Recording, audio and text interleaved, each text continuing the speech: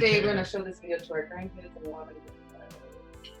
I don't know. I mean, I'm pretty sure that I'll have grandkids because I already have a kid. I'm always gonna have grandkids. It depends. So let me ask you that: is that something that you guys would do together? That raising a child is a different structured relationship, one that neither of us are very interested in. And this is gonna sound bad, but you know, I have a child, and you know, my baby mother knows that I don't want that type of relationship, but she does know that I do want to raise my child. I just, because of the nature of the things that I do, I can't really expose him to anything that I do, because outside of even just my sexuality, my lifestyle as an entertainer and up till fucking 3, 4 in the morning, every fucking night, you know, making moves, meeting people, and a lot of meetings for the entertainment industry happen in places like parties, in strip clubs, in bars, like places that I can't take my son to. It's not a very family-oriented type thing. Yeah, and it's not. yeah, and though people may look down on that, like there are things that I do that most people aren't even aware of, to constantly remind myself as to why I put myself, my body, my psyche, my spirit through all of this trauma on a daily basis, and that is so that I can set an example for my son. I mean, you know, what makes you happy isn't going to sustain you. It's what gives you joy. And to exist in a passionate state, in a state of gratefulness, so where you aren't resentful of anything, you know, it's just an enlightened state of living, you know. And when you think the way that I think on a daily basis, your life will be better, because you're everything, every day, every breath is a gift, you know. And I do things to constantly remind myself as to who I'm doing it for. If you go in my room, I have a collage of all these shows that I've done with tickets hanging, but at each major point, there are pictures of my son in his infancy and as a child, and his baby mother is in some of those pictures, to remind myself that it's not just for him, it's also for her, for the sacrifice of her body to give me him, you know, because my son is a gift. He's not a burden. He is not something that I regret at all, you know. And most people don't know this, but I have my tag after every video edit that I do, that's his voice at the end. That's every time I do anything, at the very end, I'm recognizing as to whom and why I'm doing it. You know, trying not to cry. It's okay if you cry. No, but it's, tears are good. My son is, you know, he's everything. Yeah. He is. But it's my duty as his father to show him a difference in life, and to show and teach him with the way that I live, that you don't have to be mundane. You don't have to do what everybody else is doing because they told you to do it, because they believe it's the only way that works. That's not how life is. People can hammer out their own pathway, but it's just going to take a lot more work. And you have to ask yourself if you have the mentality, the heart, and the mind to make these things happen. You know, and if you don't, then fuck it, stay a cog in the machine. But if you feel like you can, as a lone cog, can create an environment where other cogs will come to you and build with you and make your own machine, then shit, you can go wherever you want. Well, you look like you're making that machine, building it. I talk to everybody. I talk to people in the polyamorous community, the kink community, and it's funny because people will assume that I just do all of it because I'm talking to people. No. But it's like, you know, education. It's education. Learn about it. You don't And have to agree with what we do, but at least know about and you it, know what? so you don't sound stupid when know you talk about to it, us. but also it helps you to take it in and have compassion. Like, did you judge while you're listening to them, right? Did you have any like recoils, like, oh, fuck that kind of things? So it really gives us opportunity to feel into ourselves and our own judgments. And it's like, whatever you do is working for you and it's happening, you're growing through it, like, that's a good relationship to me. A good relationship to me is one that you grow through. Absolutely. So like, even if, you know, you guys can stay together, but at the end of the day, like, you're a better person for each other because of each other, because you push each other, you pointed some things out, or maybe you challenge each other. But at the end of the day, as long as you've learned something and you're happy with that learning experience, then that's good life. Absolutely. That's good life. It can be very simple. That's why I don't knock people and their monogamous relationships, because if they're growing together, you know, great. What I condemn is toxic relationships. If you know that you guys are no good for each other and every day you're fighting, but the sex is good, so you're staying together for the sex, or you want to have a baby together thinking that'll fix it, like, you are now bringing a life into this world, hoping that this life that you're supposed to be raising up with what you know will help you learn about each other. Like, that's not how it works. Yeah. You know what I mean? Poster boy for that, by the way. Is that what you're doing? No. We had a child in the first year of our marriage. It wasn't intentional, but we did believe that we had to stay together for him. But now, me and my baby mom live completely separate lives, and we're both very, very, very happy. That's good. And that's one thing I went through too is co-parenting. And I think of anybody that has a mixed family where you have baby mama, baby daddy, whoever, you're co-parenting, you're sharing parenting a kid. Right. And that's like literally the only way that I will live. So I'll be with somebody in a monogamous relationship, but I need a village. Like I'm a village person. Like I'm not opposed to it. Because it takes a village to raise a kid. Guys. Exactly. Like it really takes a village. It's a lot. Yeah. So my experience though with open relationships has been you really get to feel into jealousy, insecurity, things that means it's not possession. A open relationship. No. Just being exposed to, not when you're first open to it. Like for me, I'll try it, right? So I'm trying it, and I'm like, I'm feeling this, Right. And so being able to actually feel that, and like, oh yeah, there are some insecurities in here. Right. There's some jealousy, and you get to really have that space with yourself and accept it, and then move past it. But it's like if you continue to stay in your kind of comfortability of like, I would never put myself in a situation where I would have to share or do anything like that, then. But I gotta say, the best way to deal with that is to communicate that with your partner. Oh yeah, definitely. Because for you to internalize it and just hold on to it, it's not free anymore. It's not something that's fluid and natural, because now you're holding away. You are withholding something from your partner. Yeah.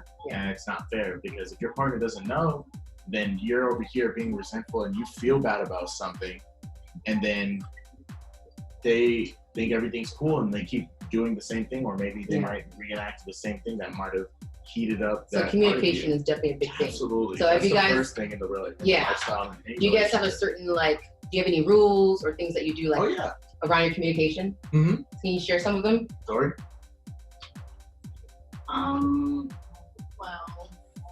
Talk louder. For some of the rules, it's more of a personal thing. Like, we don't kiss people. That's not our thing. Oh, okay. Oh, you have yours? I have to go look at the things up here. I was trying to see. So what are you saying? We don't kiss people. Like, Yep. For a long time, we hadn't kissed each other, but we digging each other. On the lips, right? Yeah. Right. It's a very personal thing. Yeah. That's one of the very personal thing. And then again, we don't do, a lot of the times, we don't do unprotected oral stimulation for people. Okay. Without. So no dental dam or condoms. Usually it has to be. Yeah. There has to be condoms, or for female interactions, it's usually something that's done mutually, or it's something that we both would like to. So it's not something that's forced. We don't just go down on anybody. We don't just kiss anybody. Because that could be everybody, has their own genome of bacteria and STIs. So you have to be really safe, right? Mm-hmm. So that's how you kind of keep that boundary. Is you don't kiss. So that's like fluid exchange, basically. Mm-hmm. Until you get to know that person. Until. Well, for both of us as sapiosexuals, which means we're attracted to people mentally. Yeah. We like to connect with people mentally, which stimulates us sexually, and then we'll connect with them. See physically whether that'll bring us to a spiritual connection. Sometimes it happens out of order. Sometimes it typically starts with mentally, but sometimes we'll feel somebody's energy and their spirit will draw us to them, and then we'll connect with them spiritually and then mentally and then ultimately physically to bring both of those together. So you all those have to be in alignment. Absolutely. And that's beautiful. That's how we should be advocating for ourselves individually, whether we're, just hooking up or what. Absolutely. It's really having that alignment. So I really appreciate that. I love that. Let me look at you guys' things. Jealousy exists, but communication and understanding will get you past it. Oh yeah, I believe communication is my biggest gift to myself, is being able to actually express, say what I feel. It's just so free. Or even in the bedroom, a lot of noises. Noises, moaning, saying what I like, a little bit to the left, use your tongue, suck on it, things like that. I love it. Yeah. So do you guys have anything else you want to share? Come to Vibe Tribe. I'm gonna talk about that anyways. But Yes. So that was Tui and Dori, and we both know them. They're gonna be at the Vibe Tribe. So if you guys have not been to the bonfire at Balboa, that is like our community church. Like we do music, we dance, we do meditation, we smoke blunts, and we talk and we heal. And that's how I choose to live my life, and how I choose to do my spirituality is through literal good vibes, good people, good herb, good music, and just connecting with all the elements around us. So come to the Vibe Tribe. It's tomorrow, right? Oh yeah, tomorrow's, is it? Yeah, it's tomorrow. Okay, I'm ready. Hopefully this comes out on time. Speakers in my car. It will. So if you guys missed this, I will put it on the YouTubes. But this will be here like for 24 hours, so they're good. But yeah, also the Vibe Tribe and next Thursday will be Afro Latino night. Yes, sir. So I'll be hosting. You're gonna be there, right? I am gonna be. Dori's gonna be there. We're gonna be dancing. Next Thursday? The 27th at OG Mike's in downtown Santa Ana.